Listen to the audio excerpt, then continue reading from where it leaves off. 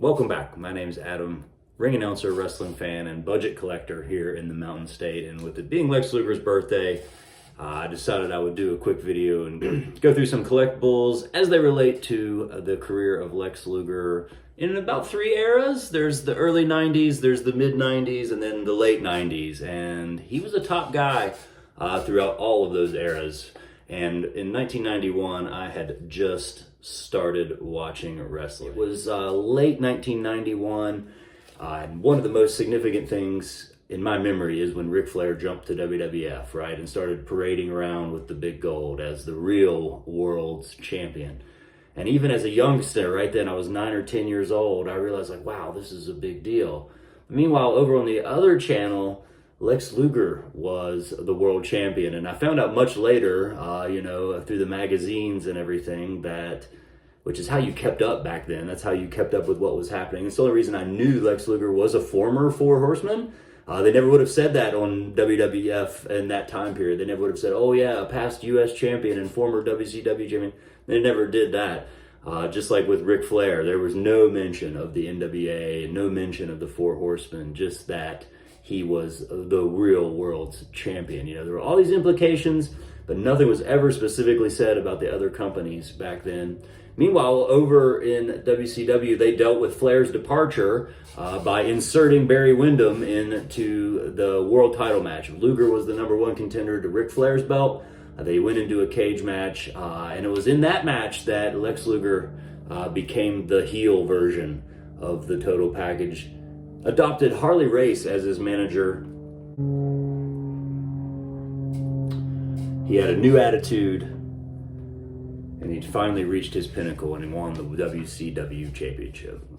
I talk about it a lot, but I have a very distinct memory, some memories from the very first live wrestling that I ever went to. It was a WCW house show in February of 1992, February 14th to be exact. And I remember them announcing at the top of the show that Sting would not be appearing as advertised, and neither would the Giant Gonzalez, or rather Elegante. And I remember they were both announced as not having been there, but I don't think it was ever understood that Lex Luger was going to be there, the WCW champion. I don't think he was advertised. And I realize now, looking back on it, because that was only a few days, like maybe even 2 weeks before Super Brawl 2, which was all the buildup was going towards Sting and Luger for the WCW championship at that time. And that was my first house show, so that's very distinct in my mind. And back here, I have a copy of the first magazine I ever bought. This is not the one. I had to rebuy it when I got back into collecting.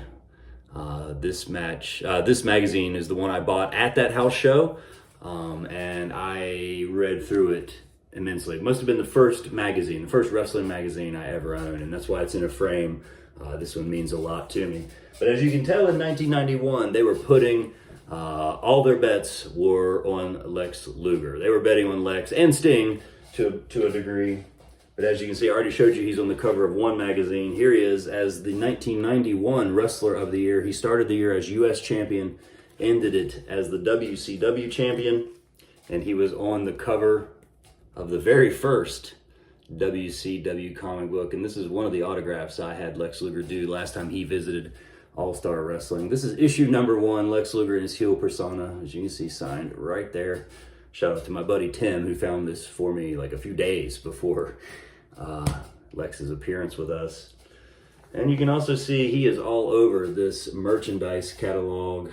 So many Lex pieces in here, because this is kind of, he was still, since this is press time, you know, he still had a few t-shirts available from his babyface days. I kind of remember there being one at that 92 house show, being a Lex Luger t-shirt. I thought there was one that said Flex with Lex. Of course, there's the Bendham. I had that Bendham as a kid. Of course, he had a wrestling buddy, him and Sting, right there. So they're putting all their money on Lex Luger in 1991, 1992. But then, of course, by Royal Rumble of 93, he was already showing up over on the WWF. And I remember I was watching that time, the WBF was coming, Vince's bodybuilding federation was happening, and that was how they got Lex Luger into the company without him as a wrestler. I guess there was maybe some non-compete or maybe some copyright stuff they had to be aware of. So they made Lex Luger into a bodybuilder. But the WBF was not long for the world. And Lex had a great push. And I remember how exciting it was when he slammed Yokozuna, leading to that SummerSlam matchup in 1993. But man, it just didn't really go that well for him. You know, he was the American hero, won by a countout at SummerSlam 93. And that just seemed like so disappointing at the time. He co-wins the next Royal Rumble, goes on to lose, thanks to Mr. Perfect, at WrestleMania to Yokozuna. And by the time WrestleMania 11 comes around, if I'm not mistaken, that one opens with the British Bulldog and Lex Luger, the Allied Powers, in a tag team, which again was exciting to me as a kid. I remember thinking that was a cool pairing, but it didn't really go anywhere. It didn't turn out to be tag team champions. And sure enough, Lex's last match was at a house show in September of 95. And then just a few days later, he made history when he appeared on the first episode of Nitro.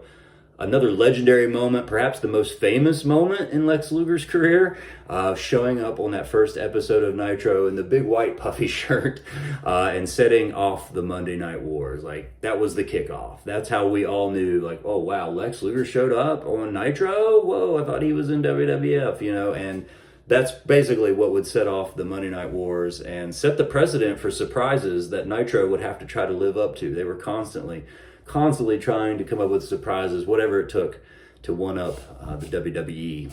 And then finally, kind of the last great era of the total package was in WCW in the late 90s.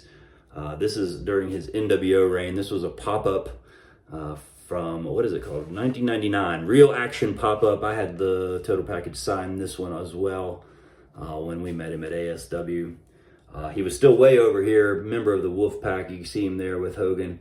But in August of 97 is when he won his second World Championship. And there was a Nitro here in West Virginia, here in Charleston, West Virginia. It's late July of 97. Lex Luger is in the ring, and he cuts a promo because he was the number one contender. And in Charleston, West Virginia, he's wearing this green plaid shirt, which needs to be a custom or maybe a Future Legends version is of Luger in the green shirt in Charleston, West Virginia, and he announces that he's going to get his shot at Hulk Hogan, Hollywood Hulk Hogan, on Nitro the very next week, and the place in Charleston, West Virginia is going ballistic. Luger was so over, and then of course the next week on Nitro is another one of those historic moments from the early Nitro days when Lex Luger puts Hulk Hogan up in the torture rack. He submits. And a over year-long reign, I believe, of Hulk Hogan comes to an end, and the place is going nuts. All the fan favorites get in the ring and join Luger for his celebration. Huge moment. And sadly, and according to Lex, he knew this was happening, but he dropped the title at Road Wild just a few weeks later, or maybe a week later, within a week. So that second world title reign, not much to speak of. But it was legendary, and the crowd was there for it. And Eric Bischoff talks about that. He thinks maybe he should have left it on Luger, but man, they were trying to give the fans some hope because the NWO had been dominating, and they gave the fans some hope by giving Luger that win on Nitro. Man, so exciting. Although at that time I wasn't watching Nitro, I've gone back and watched it, and it's an exciting moment to watch Luger win that second WCW championship. And really exciting to see how far he's come since his unfortunate dealings with his partial paralyzation. DDP's got him back on track, and he was at the Hall of Fame, and he was already doing a lot better when we had him at ASW because I ran over to his table after the show started. We did a quick interview at the table, and I remember him standing up. He pushed himself up off the table and stood up for the interview and just said a quick thank you to all the fans for being there for him all those years. One more piece of memorabilia here, and we're going to take it home. Happy birthday to Lex Luger, but this, perhaps the most famous of all the magazine covers, here he is, Lex Luger, and the great one, Michael Jordan. And this tells you how over Lex Luger was in 1995 because they are at a charity event called Go For It to teach kids about staying off drugs and the importance of rehabilitation. But you see right here, Lex Luger with a who's who of sports. Bo Jackson, Michael Jordan, Who do we got in here? Roger Clemens, Lex Luger, and Kyle Petty, the NASCAR driver. The upper echelon, of course, Christy Yamaguchi is here with the total package as well. That's Lex Luger in 1995. So happy birthday once again to the total package. Here's my first piece of Lex Luger memorabilia, the WCW Galoob. And this is the one I had when I was a kid. You can tell his nose is all chopped off. His hair's been beat up. Took a few bumps back in the day, but one of the greats of all time. Happy birthday to Lex Luger.